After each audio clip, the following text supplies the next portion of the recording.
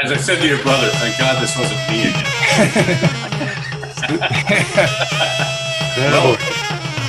Okay. Well, that's the end of the podcast. Thanks, folks. Thanks so much. My earphones. Bye. I can't hear. That's a review of Scott Bryce's best work. Good night. Oh, this microphone. The space. Is this good, Miggs? Yeah, that sounds good. Yeah. Okay. All right. Well, our I don't know. Maybe Scott. Well, since Scott's the actor among us, do you want to? Why don't you announce it? It's just welcome to Oh Brother, Not Another Podcast with, and then we'll say our own. Welcome to Oh Brother, Not Another Podcast with Bryce Burroughs and me, Miggs Burroughs, and our special guest. Our special guest announcer today is Scott Bryce. Scott Bryce. Hey, don't make fun of announcers. My dad was an announcer and an actor as well. Yeah, no, and your mom as well. No, I knew your mom better than your dad because we were on a committee together. Mom was a lovely person. Thank you. She sure was. You know what put me through college? I watched him do it too. It was one take. He went into a booth, put headphones on. He said, "Remember FDIC." Said, "Thanks, Ed." And we went home. And that was the mortgage. 10,000 banks across the country. Oh my! Yeah, and I thought I could do this. Was that the beginning? Well, no. I mean, I hated the business because I grew up in it, which is relatively normal, actually, if you're not a child actor. And I was not allowed to be an actor until I had done everybody else's job. So I had to do electrics and props and wardrobe and makeup and hair and set construction, all of it, before I was allowed to act. And that was part of the philosophy of, both my parents are my father wasn't, but my mom was multi-generational in show business. Her father was Whitey Main. He managed the Marx Brothers in Mae West and was a booking agent in vaudeville days. And my mother hired my father. That's kind of how they met. But there was an ethic not to do any kind of acting work and to do everybody else's work. And I didn't want to be involved with the business. It was what my parents did. Mm-hmm. And then came the time to tour Staples High School from Bedford Junior High. We had to do that little tour. And 30 of us walked through the 9 building and we're like up on the stage. And I'm looking up at the flies and everybody moved on without my knowing it. I'm alone on stage by myself, looking around. And a voice from the very, very far back of the theater, and as you know, it's huge. It's 1,100 seats. And I hear Al Pia's voice, and it says, and I'd never met him, and he says, "Feel like you're home?" Oh, wow. And I turn around to this unseeable voice of God, and I said, "Yes." He said, "Good, you're the lead in the next play. I'll send the script to your house." Seriously, it was that? And then I left, and it was Brick and the Rose. I played Tommy, and we won the state champion, and I won Best Actor. Gee. And then in my junior year of high school, I did the play The Ruling Class by Peter Barnes, a paranoid schizophrenic who thinks he's Jesus Christ, later to be turned into a brilliant film. And the show was a massive hit. Opening night, my parents come, and they were very somber backstage. And I thought something was up. And I looked at my dad. I said, "Was I okay?" And my dad said, "You were brilliant, son. We'll see you at home." And it was very up. And I go to the cast party, and I'm tormented because I think something's happened to one of my brothers. There's something horrible has gone wrong. So I left the cast party early. I walk into my parents' home where I'm living, and my mother's on the couch sobbing uncontrollably. And my father's trying to console her. And I'm convinced one of my brothers. And I walk in, I go, "What's going on? What's wrong?" And my mom looks up and she says, "We know you're an actor." And she was heartbroken. Even that was her business. I was like, "Why?" She says, "There's no way to protect you from the pain." Oh, I thought it was happy tears that you joined the family. She was horrified. And, and again, I was forbidden from acting until I was, in high school. And so to my wife, who's multi-generational in the business, I said, "We've got to protect our son from doing this. So let's tell him that he has a moral and ethical obligation to carry on the family lineage because he would now be the 5th generation. And therefore it's a requirement that he know all of Shakespeare, right?" Well, so now he's an elite basketball player, has no interest in the business whatsoever. Fingers crossed. Yeah, the reverse psychology. Yes, exactly. Pretty good. Well, I don't know, Trace, were you in the Players? No, you had Al Pia's, didn't you? No, I had, I think, no, I don't know who I had. I don't forget. I don't remember. Maybe it was Pia. Yeah, because I wasn't in the Players. I had friends in the Players, and but But I was in it, but I wasn't an actor. I was doing lighting, and I was the only idiot that would get up on a ladder. On the grid. Yeah, get up. They didn't. I don't think they even had a catwalk then. They just had this 90-foot ladder you had to crawl up to. Well, they had a catwalk, but it would only support the weight of a cat. Yeah, that's right. When I was in 5th grade, we did a minstrel show at Saugatuck School, and kids picketed the front. It was so not, politically incorrect, and so a bunch of kids who were real activists at the time, they're 6th graders, picketed the front of the school saying this is wrong. I played the interlocutor, which I guess is just like someone who said introduce the next act or something. Yikes. Yikes. Yeah. Well, Scott, we use up all our free minutes on Zoom if I listed all your credits here, but I'll just pop over a few people. I mean, there's Homeland, 30 Rock, Law and Order, which I want to talk about, Sex and the City, Murphy Brown. Now, you made a comment, well, maybe it was at Rachel's house, but you've been married, would you say, like Well, I'm trying to remember how many times I've been married on television, but I think it goes like this. So it was Meg Ryan on As the World Turns, and then I married Joe on The Facts of Life, and then I married on TV Dad Annabelle Gurwitch, and then I married somebody else on As the World Turns, Marie Wilson on As the World Turns. I married Corky Sherwood on Murphy Brown, and I was Will Forrest, so that made her Corky Sherwood Forrest. And then I almost married Lisa Darr on Popular, but the wedding was interrupted on the end of the second season show, so we never actually got married. And I think that's it. So I'm looking at like 6 weddings. When I was younger, when I was only like 4, I had all 4 wedding photographs in my apartment in New York City. And so when I would bring a girl over, they would like see these weird weddings, and I'd be like, I know, and they all died in some strange dirigible accident. Yeah. Can I get you a drink? And but yeah, I want to put them all together. Luckily, in real life, I've only been married once. But yeah. So your resume just says groom. I guess in the '90s, I was like the groom guy, and I got typecast as. I fit in all the tuxedos at wardrobe, so it was just easy. Yeah. What was your favorite? I mean, well, Trace was on a soap opera briefly, I think. I was on One Life to Live as an extra back in the late 80s. Yeah. And I played a policeman in a court scene. And I was with a woman who's my partner, and she was like saying, I don't want the director saying, move here and walk there. And she didn't want to do that and was making a fuss. And I just wanted to be like in the background and just tell me what to do. And he threatened to kick me off the set. He stopped the whole thing. There were like 40 people and said, if I hear one more sound out of you, you're off. To you? To me, but there was no time to say it's her fault. He just heard noise. He's busy trying to coordinate the whole cast.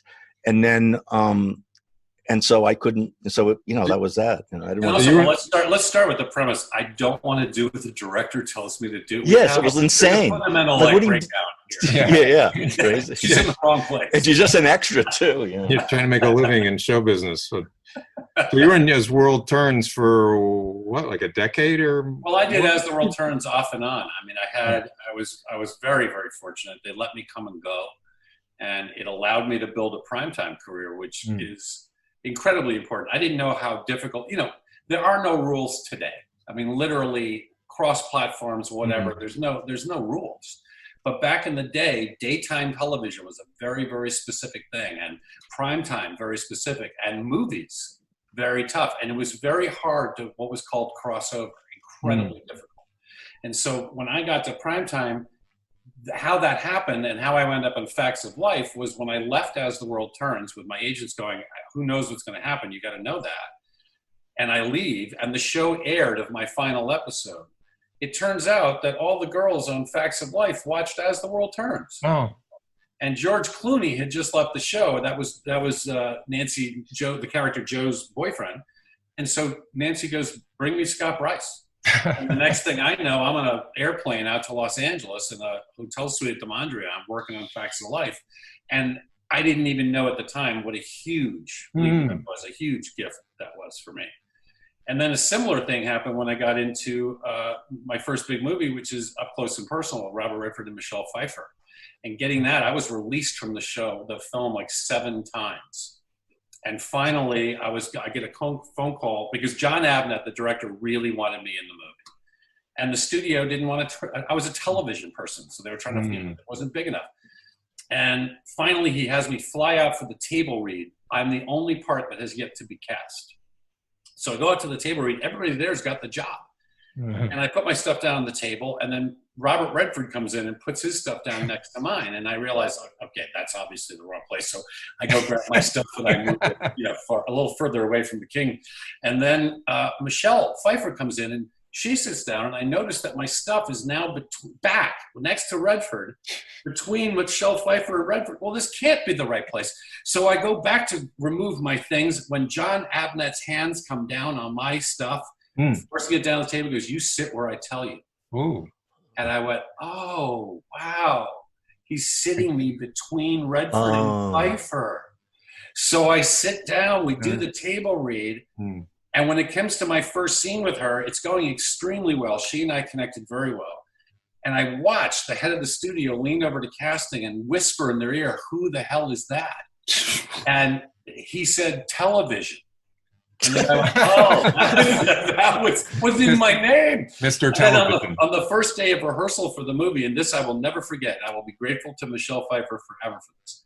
So I get the call from the third AD, it says, "You go park at the Sony lot, then you're going to take the bus over. Like there's a commuter bus that takes all the people who work, and then you'll come through security and we'll set you up with a honey wagon." Now your honey wagon, just so your viewers, listeners know, is there's tiny little dressing rooms in a row, and there's a men's room and a boys' room, and it's for like the waiter, and it's for those people that you get a dressing room. You're not in holding, you're not an extra, but you don't have a really huge part. And they didn't know who I was. And so I had to park at the lot, and then I take it over, and it took me like 45 minutes to get there. I finally get into rehearsal. We're sitting down. Rehearsal's about to go, and the rehearsal is John Abnett, the director, Robert Redford, Michelle Pfeiffer, and myself for 2 days. So I'm already in actor heaven. I'm like, it doesn't get bigger league than this, guys. And so there I am at the table. It's going pretty well. And then PAs bring in some coffee.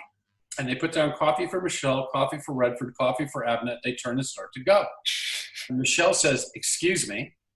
And they turn, and there was an edge in her voice. You could hear her. And, "Yes, Michelle?" And she says, "I believe you forgot coffee for my co-star." Ooh, nice. And at which point Redford goes, "Scott, why don't you take mine?" And I said, "Oh, no, Bob, that's fine. I'm okay. It's all right." And now there's panic, and a PA comes running over. "How do you like your coffee?" "Just black, no sugar's fine. Thank you. Do you want anything to eat?" "No, really, just the coffee. Fine." And as they're going away, Michelle says, "Never do that again." Ooh. And we go back to work. And I say nothing. This is not right. This is not my time to speak, folks, right? So we go back into rehearsal. About an hour later, second AD, so now I'm past PAs, now the second AD is talking to me. And he's asking for my car keys and the parking ticket. While I'm in a scene with Michelle, and kind of an annoyance, I hand it off. I'm not even thinking. And he leaves. And we finish the day. And at 5 o'clock, Michelle walks. That's it. She's got her kids. She's going out. And she has this beautiful star trailer next to Redford's beautiful star trailer. And she's got this, playpen out for her children, and the nanny's there. And at 5 o'clock, she's a mommy again. I highly respect her. So she leaves first, Redford, then Abnett. I'm signing out last with the first AD, who now looks at me and says, "Mr. Bryce, will you be requiring a limousine service, or will you be taking your own car?" And he points right outside the door, and there is my car parked in front of a star trailer with my name on it. Oh, wow. All because Michelle Pfeiffer said, "I think you forgot coffee for my co-star." Isn't that Nice. So it was one of those moments where I realized the importance of that power that you can have, and how you can elevate somebody with just kindness. Do you have to fight being starstruck in those situations? I mean, it's like, oh my God, I'm sitting between. I mean, you're in the profession, but you've been elevated. It was pretty cool. I mean, I'm looking, and I will also tell you, first of all, Redford's an incredibly wonderful guy, and so welcoming and warm and down to earth, and not what you would expect. And frankly, I've the amount of people that I would call not nice in this business that I've encountered, stars, I could count on one hand. I mean, and it's usually some kind of weird mental thing, I think, with them. Most people are really incredibly nice. Miggs suffers from that. And I would also tell you that Michelle Pfeiffer, stepping out back to your trailer. 6 o'clock in the morning, and she's got no makeup on, and her hair's not done. She's in a blue jeans and t-shirt. Every human being and most of the world's creatures stop and watch her walk to her trailer because it's astonishing. She's like a Rodin sculpture. She's more beautiful in person than she is on screen. And it's literally breathtaking. Like you just go, it's otherworldly. And one of the nicest people ever. We had a great time. You wonder how they keep that. Yeah. I mean, they say, is it, that cliche, the camera loves somebody's, I mean, is there a magical thing between it? Yeah, I mean, I think there is. I mean, look, there's a great master class available. I'm spacing out on the actor's name, and I love him, Michael Caine. And Michael Caine does a wonderful master class, which anybody can rent. And he talks about the camera, and he's holding it in front of his class. He touches the camera, and he says, "This magnificent creature either loves you or it doesn't." And there's nothing you can do about it. And it's really true. I've seen amazing stage actors who cannot work the camera, you can't do it. Then there's other stories and I won't use the name of who the actor is, but there was a stunt guy I know, a producer stuntman, Chaz Menendez, great friend. And he's working on a huge feature in New York, and he's looking at the monitor, and there's this movie star on the monitor. And then he looks off the monitor to the actual person sitting in the chair doing the scene. This is what we're looking at. And it's like a schlub. I'm looking at a schlub on screen, movie star, schlub, movie star. It's like, how is that possible? Yeah. I did a show years ago with Pamela Anderson. I was an FBI agent. Pam Anderson, Molly Culver, and this girl walked by. It was like the third episode I had done, and this girl walked by, and she had a cut on her head. And I asked if she was okay. And she said, yeah. And she looked kind of like a New Jersey mall girl. You know what I mean? And I asked her if she needed anything. No, I'm fine. Thank you for your courtesy. And somebody else came out, and a nurse came out, and they said, oh, Pamela, are you all right? But wait a minute. That's Pam? And I realized what she becomes on camera is something huge and otherworldly, and yet she knows it. She was totally aware of it. It was this weird kind of Hollywood version of kabuki theater that suddenly you become something else, And there are actors that have that, where my dad explained it when he was in The Wrong Man with Hank Fonda, a Hitchcock movie. And this is a great television story. My father at the time was doing a show called Tom Corbett's Space Cadet, where he played it's a science fiction show. He played Captain Strong. He was also doing a soap opera at the time. So limousines are arriving, and Hank Fonda gets out, and there's nothing. And then, Hitchcock gets out, there's nothing. And my dad pulls up in his Volkswagen. It took 14 cops to get him inside the church where they were shooting for the court. And so this message comes down from Hitchcock, who watched the whole thing, goes, who the hell are you? And the answer again back then was television.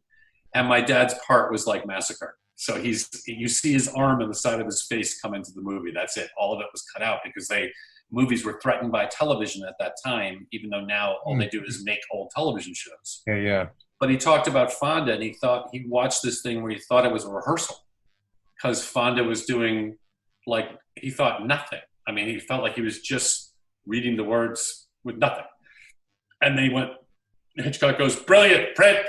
And they were moving on. My dad was like, that was nothing. And then he saw the movie. It was brilliant and genius. It was like this incredible performance by Hank Fonda. And it was the moment that my father realized what less is more means, and how the reduced performance to the camera is so difficult for stage actors. We're used to hitting the back, the last row of the balcony. And when the lens focal point is inches from your face, it's a very intimate thing. And either you're going to have it or you're not. You get that close to somebody at a bar, you're not necessarily asking for the phone number. Today you'd be asking to go in a hospital. Yeah. Have you been tested? Yeah, speaking of which, briefly, how are actors? How have you and or friends adapted to this? Are there What's the new model for entertainment for you? We don't know yet. I mean, let's start with this, that I really believe this too shall pass. Yeah. I really believe that, and I've looked, the Spanish flu came and it was devastating to the world, far worse than this. And it went away. It came in spring, came back in the winter. It was horrible. And we haven't had it since. So we've been here before. These pandemics do happen. This will pass. I hope it changes us in a core way that we're aware of our environment, of our world, Sure, yeah. of our families, of our stuff. We've been put in timeout, and may good things come out of that. That said, everything in production is obviously put off. Now, Chris Noth and a few other friends of mine, Tamara Tooney, who's like my sister to me, literally, we were that close. And we were laughing about 2 years ago at a bar talking about how there's now these audition on tape things. So you don't have to come in, just audition on tape and submit it. And I was laughing, thinking, first of all, that's the end of casting directors. They don't know it yet, but the producer will just go, send me your tape and I'll have my assistant cull through it, And then we laughed and we said, actually what's coming is, because it'll be way cheaper, we're just going to send you a green screen behind you to all the actors that are in, and you just do your lines. And we'll cut it all together later. We'll turn it into a movie. And we joked about it. We were thinking about making a little TV show, like a 15-minute show, based on self-tape at home. Now it doesn't, that was a joke. And now it seems like, we'll see. Possible. It's possible. Sure, if everyone was equipped with the screen and everything. Yeah, but the theaters, the theaters were closed in 1918 and 19 as well.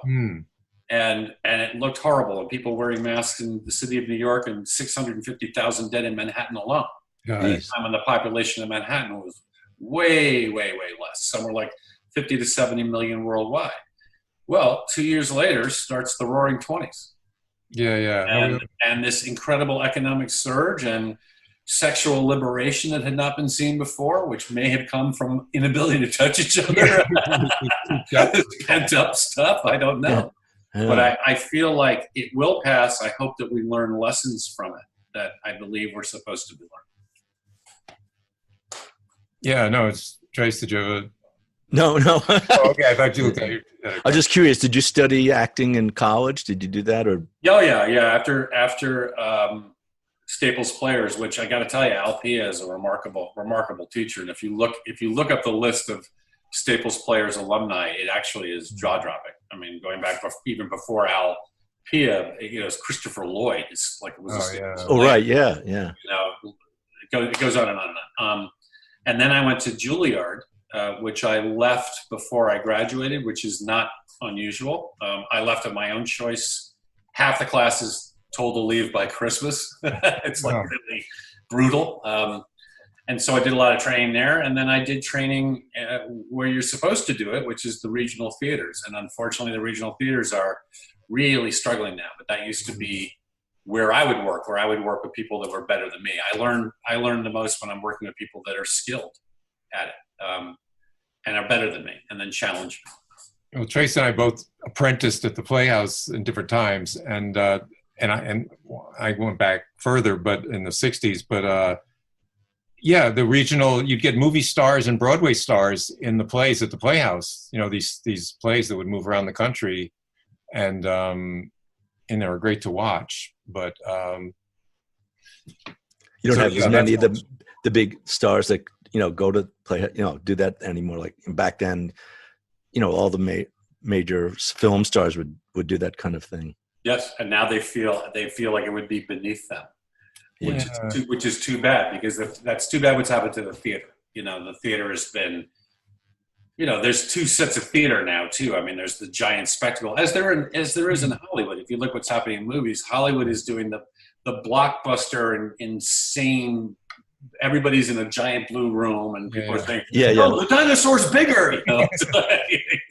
Everybody's trying to make it up, and then there are these small, little, intimate films, and those are the ones that seem to take home Best Actor Oscars, Best Act. Yeah. What's one of your favorite films? Like of all time? Yeah, or top 5 or whatever. Lawrence of Arabia. The Wizard of Oz. Yeah. Which frankly has got the most terrifying tornado ever built. Isn't that amazing? And it was made out of like a stocking, was it? It's a 35-foot piece of fabric cut into a long triangle, spun up. It's like, millions are being spent now. And that was even way, way better. There are so many films. An Affair to Remember. My Favorite Year. There's so many. There are so many films that it's hard for me to say what's my favorite because that it changes so often. I think I look at movies as I get older. I see the story in a different way. I can see a play again a second time as an older human, and it reflects to me differently. It has different messages for me. There's something so alive about theater versus film. Film is an extraordinary medium. It can tell amazing stories in this incredible breadth. But to have the intimacy of the human being in front of you, who is the character, who is going through it, and you're watching it in real time. And there's a moment, as my father explained it to me, there's a moment when the audience becomes a character. And you can actually hear it happen. And I learned that you can hear it. So if the play is good, and the better the play, the earlier it happens. And something like, Raising the Sun, maybe it's like 5 minutes in, where all of a sudden you realize that all these people who come from different lives, they're different ages, they're different genders, they're different politics, different beliefs, and yet all of them just chuckled at the same moment. All of them just wept at the same moment. All of them just had this universal human moment of connection.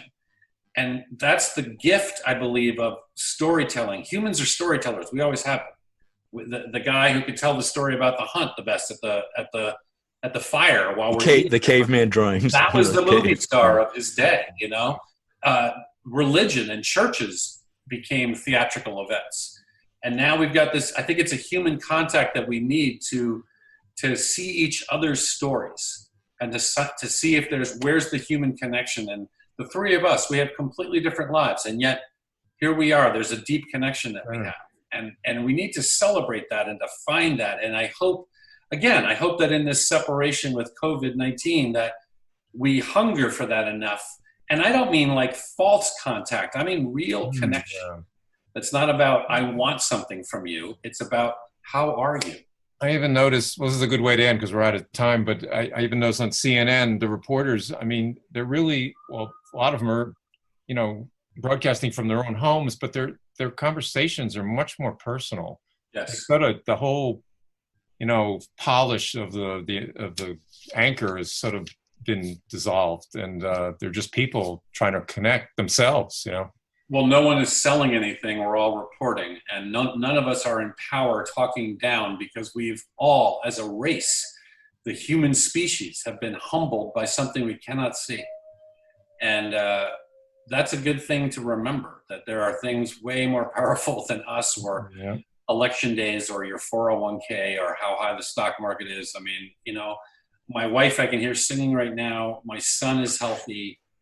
I've eaten today. There's